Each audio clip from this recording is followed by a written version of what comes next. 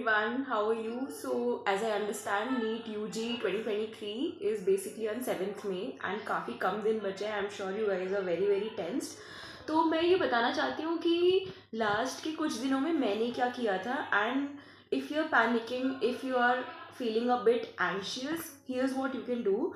मेरा सबसे अच्छा सजेशन ये रहेगा, 2 से 5 बजे के बीच में please start solving a mock test every day. ठीक है, जितने भी दिन बचे हैं. See there are only 21 days left, 21 days left.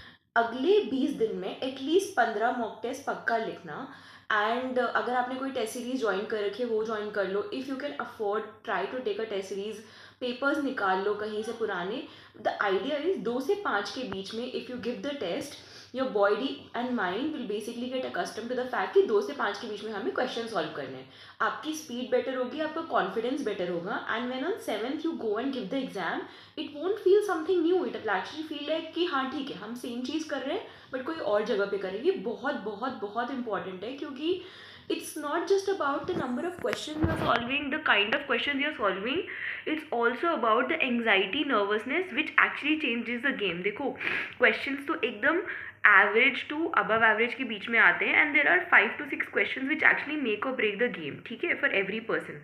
But what really happens is कि मैक्सिमम लोग नर्वस हो जाते हैं, एंशियस हो जाते हैं, इस वजह से उनके मार्क्स कम आते हैं या फिर उनकी मिस्टेक्स होती हैं. So we want to avoid that and we want to make sure कि हम एंशियस बिल्कुल नहीं हो रहे हैं. ठीक है, first thing I want you to do this. Second thing I want you to do is कि जो आपकी बायोलॉजी, मतलब जो आपके प्रीवियस ईयर क्वेश्चंस है, बायोलॉजी, फिजिक्स, केमिस्ट्री, प्लीज़ उठा के सॉल्व करो. एटलीस्ट 2 बार हर चैप्टर के प्रीवियस ईयर क्वेश्चन सॉल्व करने. If you haven't done anything, at least ये चीज़ कर लो ताकि आप सेफ जोन में हो. ठीक है. थर्ड चीज़ मैं बोलूँगी कि NCERT से अगर आपने बायो पढ़ी नहीं है, कोई बात नहीं, आप एटलीस्ट मेन चीज़ें पढ़ लो NCERT की. एंड ऑर्गेनिक केमिस्ट्री के रिएक्शंस देख लो. सिर्फ वहीं से रिएक्शंस आते हैं, बाहर से नहीं आते हैं. इनऑर्गेनिक आप अच्छे से याद कर सकते हो, बिकॉज याद करने वाली चीज़ें कॉन्सेप्ट नहीं है तो फिर भी याद किया जा सकता है. लास्ट के 15-20 दिन में focus on things that you can forget. ठीक है, देखो, कॉन्सेप्ट बनाने का टाइम अब नहीं है. अब टाइम इस चीज़ का है कि हम बाकी जो बेटर चीज़ें हैं वो कैसे कर सके. तो इनऑर्गेनिक आप अच्छे से स्कोर कर सकते हो. SPDF इम्पॉर्टेंट है, कोऑर्डिनेट केमिस्ट्री इज़ इम्पॉर्टेंट.